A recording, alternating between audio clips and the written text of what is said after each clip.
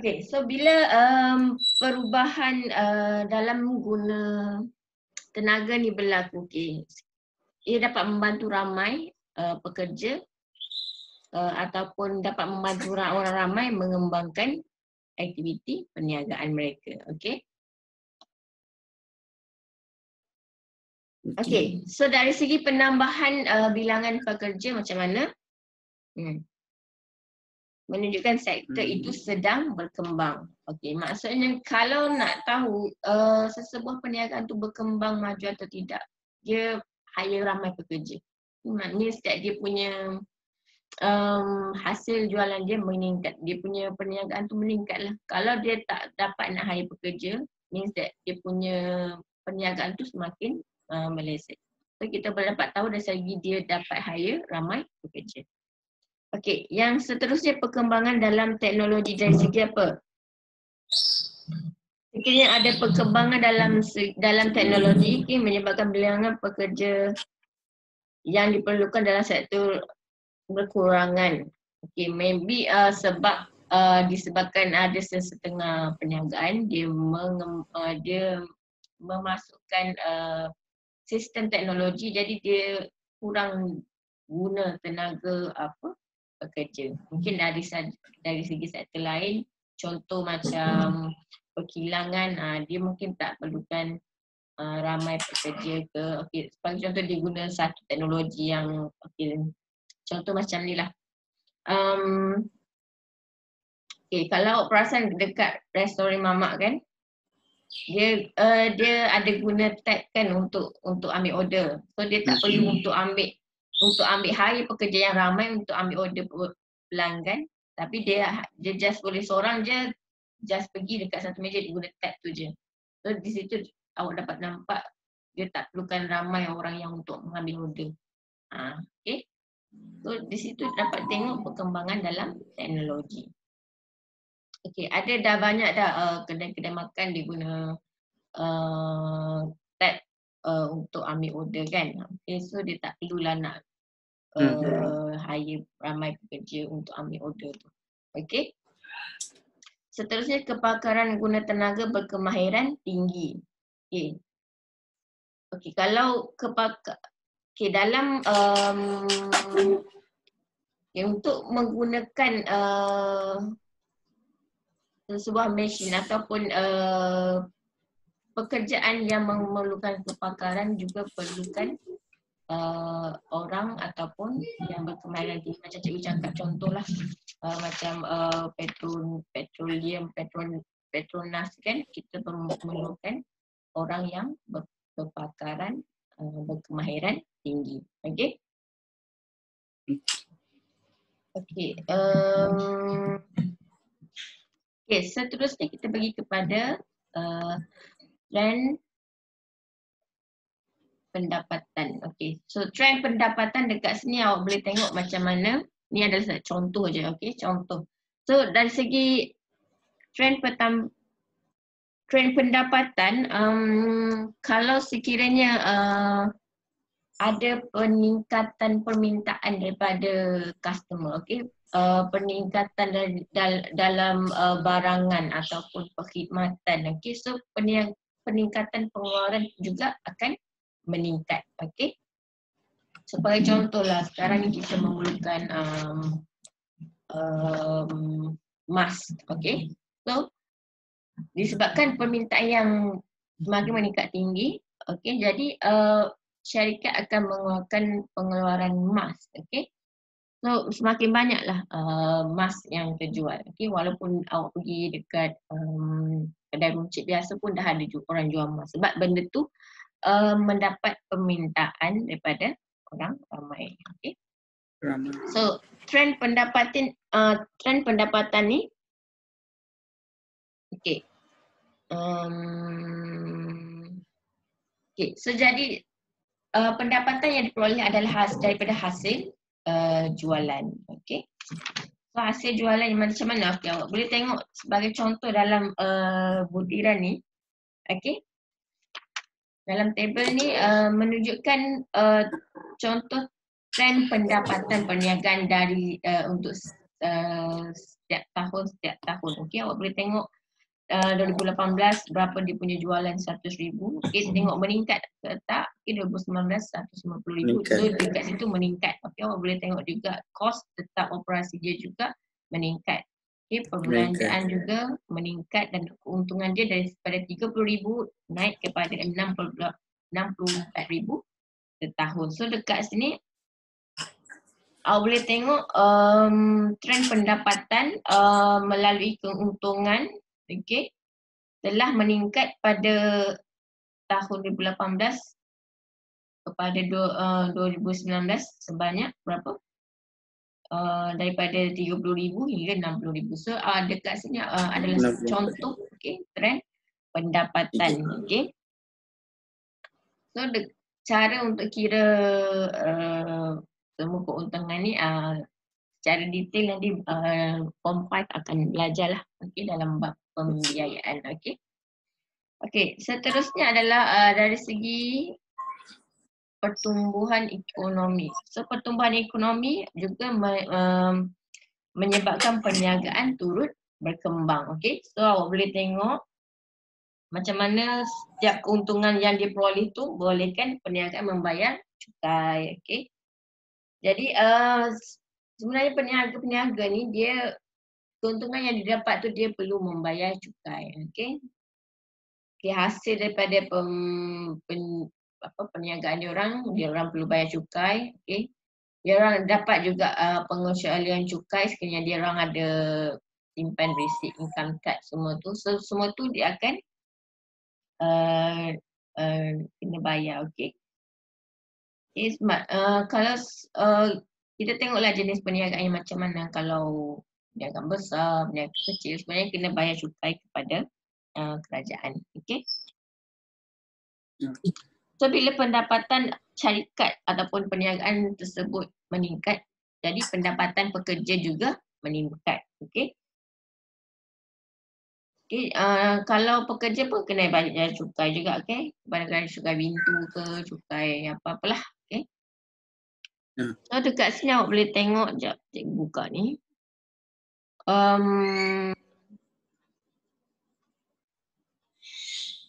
Okay, bila peningkatan bila pendapatan kerajaan juga meningkat, akan boleh kerajaan tu membangunkan ekonomi negara. Okey. So kat sini awak boleh tengok kitaran ekonomi kita bahagi kepada fasa. Okey. Dalam soalan pun ada banyak, famous juga soalan ni. Okey, kadar pertumbuhan dari segi fasa kemelesetan. Ini adalah kitaran ekonomi. Okey. Ada fasa melambung. Okey, so kita tengok dari segi fasa kemelesetan tu macam mana. Okey. Fasa kemelesetan, okey, penduduk tiada pendapatan. Okey, so kita boleh tengok sekarang ni, okey. Penduduk tiada pendapatan untuk membeli produk. Sebagai contoh, boleh tengok dekat pendalaman, okey, susah nak dapatkan sesuatu barang ataupun khidmatan. Dekat bandar mungkin senang kan, okey, tapi Iwan awak tengok kalau orang beli secara online pun sekarang tak barang tak sampai kat rumah, okey. Boleh tengok berita kan. So even dia orang ada yang ada duit pun tak dapat nak membeli barang, okey, disebabkan masalah isu sekarang lah. Okay, so bila fasa kemelesetan, okey, penduduk tiada pendapatan, okey, tak boleh nak kerja walaupun ada yang bekerja daripada rumah. Okey, tak apalah, yang dapat bekerja daripada rumah dia dapatlah pendapatan dia. Tapi kalau macam penduduk yang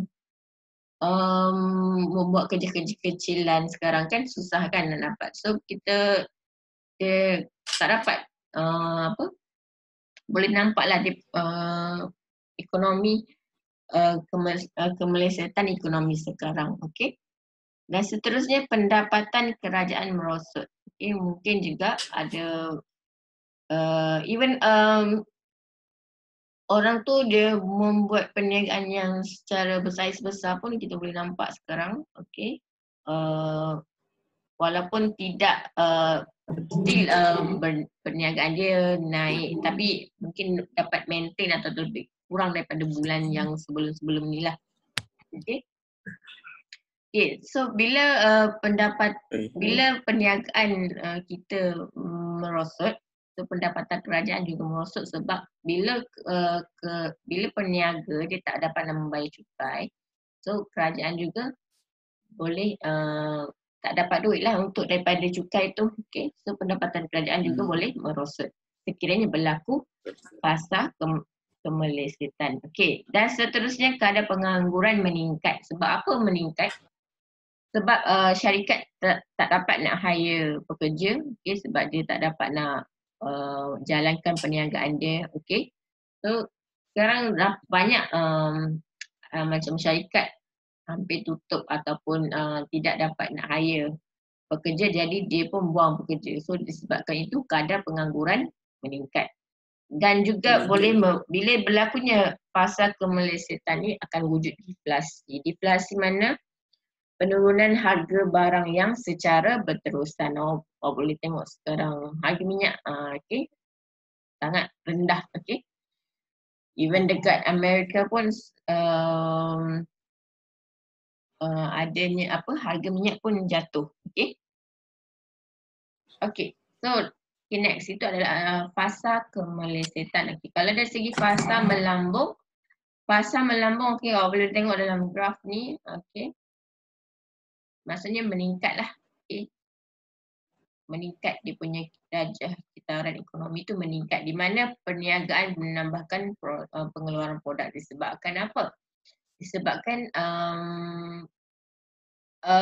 permintaan orang ramai. Okay, jadi perniagaan pun majulah. Okay, bila permintaan orang ramai, pendapatan masuk, jadi bila ramai permintaan, jadi sebuah perniagaan tu dia akan meningkatkan pengeluaran produk sebab ramai permintaan. Okey. Dan seterusnya penambahan pengambilan tenaga pekerja. Yes. Bila pengeluaran banyak, tak cukup pekerja dan sebuah perniagaan tu akan hire lebih ramai pekerja. Okey. Dan disebabkan apa? Disebabkan fasa melambung lah, fasa meningkat, fasa yang maksudnya orang kata maju lah. Okey. Dan seterusnya perniagaan mengembangkan perniagaan. Okey.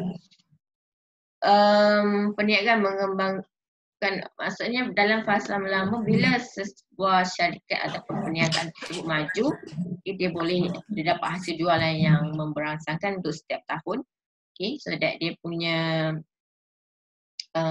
perniagaan boleh pergi jauh lagi. Contoh daripada dia bersaiz biasa, sederhana, okay, boleh upgrade tu bersaiz besar. Okay, dari segi kalau skala biasa tempatan boleh upgrade luar negara. Okay. So itu adalah dari segi pertumbuhan ekonomi. Okay, so itu adalah untuk part di mana trend guna tenaga, trend pendapatan dan juga pertumbuhan ekonomi. Okay, so dah habis bab ni. Okay, so kita pergi kepada yang seterusnya adalah undang-undang perniagaan. Okay, so undang-undang. Okay, dalam sebuah event dalam apa? Tak kisahlah dari segi perniagaan ataupun sosial, semua ada undang-undang kan. So dari dalam perniagaan juga perlukan undang-undang. So undang-undang apa? Ia adalah peraturan yang termaktub yang ditentukan oleh kerajaan bertujuan mengawal kelakuan anggota masyarakat. So dalam perniagaan juga perlukan undang-undang sebab banyak ada risiko dia. Okay, kalau ada curian, penipuan ke apa, okay. So benda ni sangat penting. Okay. Okay. So dari segi yang okay, undang-undang dari segi untuk undang-undang biasanya parlimen, parlimen ataupun kerajaan pusat yang akan mengubal undang-undang pada peringkat persekutuan. Kerajaan pusat lah. Macam yang kita dah belajar, kerajaan pusat bertanggungjawab untuk dan berperanan untuk menggubal undang-undang. So DUN, DUN, Dewan Undangan Negeri merupakan tempat untuk mengubah undang-undang pada peringkat negeri dan kerajaan tempatan sahaja. So untuk setiap negeri dia ada DUN. Setiap negeri dia ada DUN. So DUN hanya boleh gubal undang-undang yang dalam zon dia sahaja, dalam peringkat negeri sahaja. Dia tak boleh yang kalau undang-undang Malaysia hanya kerajaan pusat, bukan DUN.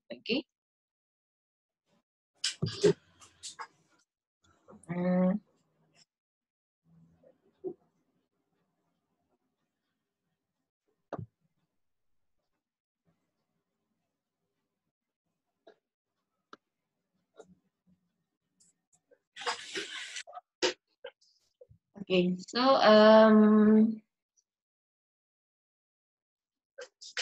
so itu adalah untuk undang-undang dia ada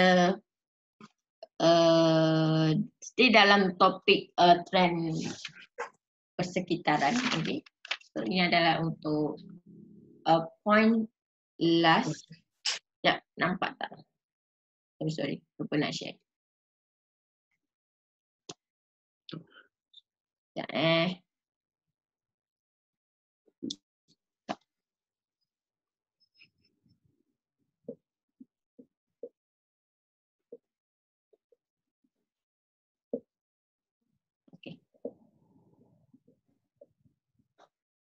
so undang-undang perniagaan. Dalam organisasi perniagaan dia ada dia punya kerangka lah. Kalau untuk bagi details, sekejap. So ada dari segi kesihatan dan keselamatan, dari segi pekerjaan. Kalau Samputat 1997, 98, 99, secara detail lah dia punya ni.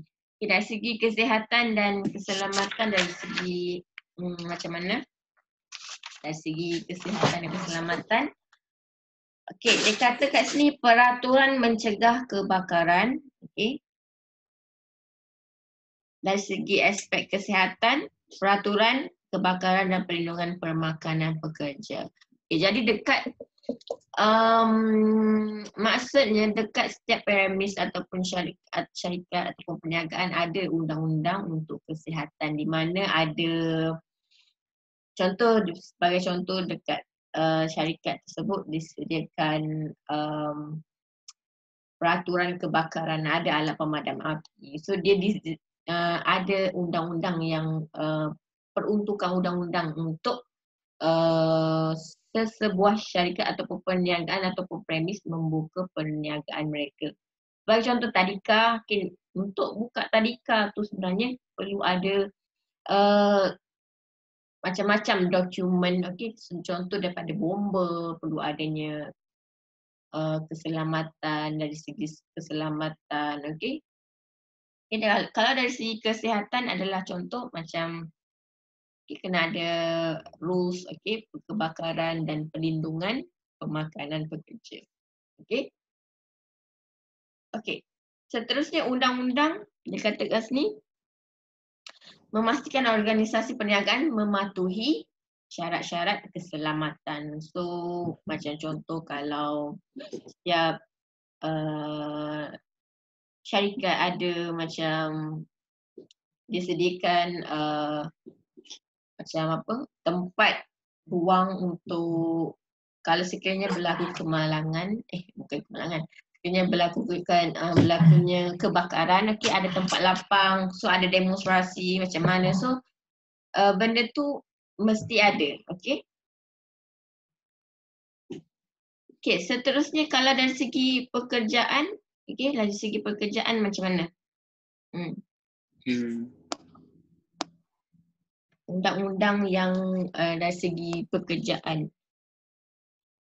Apa yang dia ni? Kalau dari segi pekerjaan, menekankan kadar upah minimum. Kadar upah minimum. tempoh waktu bekerja, okey. Dan diskriminasi pekerjaan. Bagi contohlah, awak bekerja, bos awak paksa awak bekerja 24 jam. Ada ke tak pekerjaan yang macam tu? Tak boleh. So, even dalam work dalam waktu bekerja pun ada undang-undang yang perlu dipatuhi bagi setiap peniaga. Okey? Okey, dari segi kalau ada diskriminasi apa-apalah. Okey, contoh awak kena bully, awak kena awak kena ugut. Okay, so dalam tu ada undang-undangnya. Okey, setiap perniagaan perlu ni. Okey, dari segi maklumat. Okey, undang-undang perniagaan dari segi maklumat macam mana? Contohlah macam maklumat data yang daripada yang syarikat peroleh. Okey, contoh data awak, syarikat tu peroleh data awak.